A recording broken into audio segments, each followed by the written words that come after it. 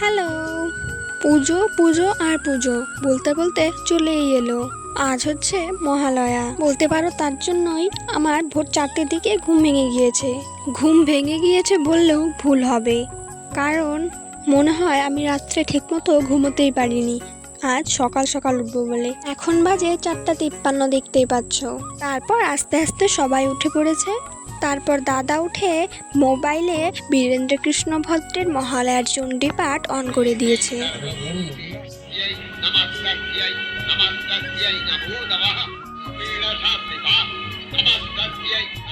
চণ্ডীপাঠটা শুনে তারপর বেরিয়ে পড়েছি। হাত মুখ ধুয়ে ফ্রেশ হয়ে একদম একটু চলে যাব নদীর পাড়ের ওইদিকে ঘুরতে। তো বাইরে বেরিয়ে দেখি বাইরের সামনের যে আমাদের ক্ষেতটা, ওখানে অনেক শাপলা ফুটে আছে, দেখতেও খুব সুন্দর লাগছিল, কিন্তু আমি ক্যামেরা ঠিকমতো তুলতে পারিনি। সত্যি কথা বলতে সকালের যে ভিউটা সেটা কিন্তু একদম দেখার মতো, কিন্তু এই সকালের ভিউটা দেখার মতো সৌভাগ্য আমার কোনোদিন হয়ে ওঠে না, কারণ আমি সকালবেলা কোনোদিনও ঠিকমতো উঠতেই পারি না। তার মধ্যে আজকের দিনটা আরও বিশেষ, তার জন্যই হয়তো আরও বেশি সুন্দর লাগছিল দেখতে।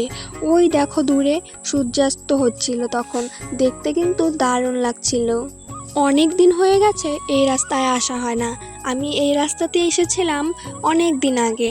আমি এদিকে আসতাম ক্লাস 8-এ থাকতে, তখন এখানে আমি একটা স্যারের কাছে টিউশন পড়তে আসতাম।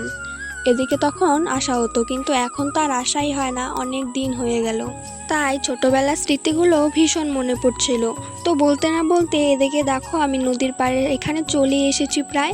ওই দেখো দূরে, ওটা হচ্ছে নদী, একদম কুয়াশায় ঢেকে গেছে, কিচ্ছু দেখা যাচ্ছিল না, এত কুয়াশা পড়েছিল। এত কুয়াশা পড়েছে আমরা তো ভাবতেই পারিনি, শুধু নদীর ওই সাইডটাই এত কুয়াশা পড়েছিল, কিন্তু আমাদের ওইদিকে তেমন কুয়াশা কিছুই ছিল না। তারপরে এই তো বলতে না বলতে চলে এসেছি নদীতে। দেখো নদীর পাড়ে এই দৃশ্যটা দেখো, শুধু কি সুন্দর দেখতে, আর এদিকে তো সূর্যাস্ত হচ্ছিল, ভীষণ সুন্দর লাগছিল দেখতে। আর দাদাও দেখো এদিকে ছবি তুলতে ব্যস্ত। কিন্তু মেন কথা হচ্ছে নদীর মাঝ বরাবরে একটা দ্বীপের মতো আছে, ওখানে ভীষণ সুন্দর একটা কাশবন আছে, কিন্তু আমরা একটুও দেখতে পারিনি কুয়াশার জন্য। তারপর আমরা সবাই মিলে একটু ছবি উঠে নিলাম। এখন আমি নামছিলাম একটু জলে, কারণ আমার জলে নামতে ভীষণ ইচ্ছে করছিল অনেকক্ষণ থেকে, কিন্তু বলতে পারছিলাম না, সবাই বকা দেবে বলে। তারপর একটা ঘাট পাওয়াতে সামনেই, তাই একটু নেমে পড়েছি। জলটা এত ঠান্ডা ছিল যে কিছুক্ষণ পা ভিজিয়ে রাখলে বা হাত দিয়ে রাখলে হাতটা জমে যাবে এরকম। আমার তো ভালো লাগছিল ভীষণ, কিন্তু ভয়ও লাগছিল যদি সর্দি লেগে যায়।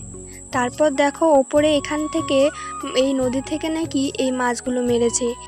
ওরা তখন বলছিল এগুলো যেন কি মাছ, আমি এখন ঠিক মনেই করতে পারছি না এগুলো কি মাছ। তোমরা যদি কেউ জেনে থাকো অবশ্যই কমেন্টে জানিয়ে যেও তো। তারপর অনেকক্ষণ থেকে এই ডিঙি নৌকোটা আমি দেখছিলাম, তোমরা হয়তো ভিডিওতে লক্ষ্য করেছো। এই নৌকোতে আমার উঠতে ভীষণ ইচ্ছে করছিল, তাই নৌকোর যে মালিক ছিল তার কাছে শুনে আমি উঠে পড়েছি। নৌকোতে বসে একটু সময় পা ভিজিয়ে রেখেছিলাম, তাই মনে হলো পাটা যেন জমে গেছে।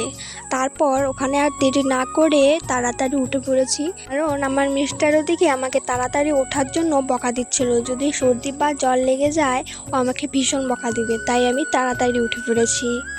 আর এদিকে দাদা আর ভাই ছোটোবেলার মতো দুষ্টামো করছিল পাথর দিয়ে, ওই জলের উপরে পাথর দিয়ে ঢেউ খেলানো। তারপর এখন নদী থেকে উঠে এসেছি, এখন চলে যাব আস্তে আস্তে বাড়িতে। আর যেতে যেতে আমার মিস্টার সাথে দেখো কী করছিলাম, ওকে বলছিলাম পোজ দিতে, আর ও কী করছিল, একদম বাদুর হয়েছে, বান্দরামি শুরু করে দিয়েছে। এভাবেই সারা রাস্তা আমরা দুষ্টামো করতে করতে চলে আসি বাড়ির দিকে।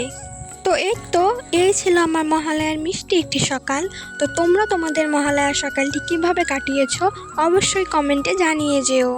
তো এই ভিডিওটি এই অবধি ছিল, ভালো লাগলে লাইক কমেন্ট শেয়ার করে দিও। তো দেখা হচ্ছে নেক্সট কোনো নতুন ভিডিওতে। আজকের জন্য টাটা, বাই।